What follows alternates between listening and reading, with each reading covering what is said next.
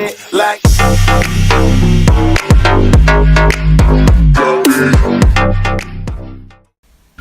Hello guys, there are number of study tips. We are studying them one by one. Let's start. Make a daily targets.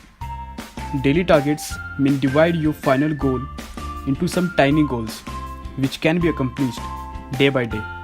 Like, take one chapter. If there are 5 topics in a chapter, study 2 topics in a day. This is how you can complete your whole syllabus. Previous year question paper. This will help you to understand the nature of questions which are asked to you in exam.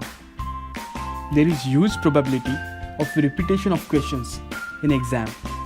So if you study previous year question paper, that will make you confident, which is more important.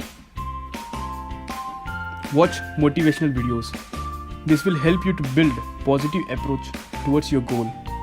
Positive approach is very important for long run. Make your own notes. This is the most important part. Take a random topic. Read the topic 3-4 times. After that, underline important parts. Write down that part in your notebook. This will help you in revision. So there is no need to open book if you have notes.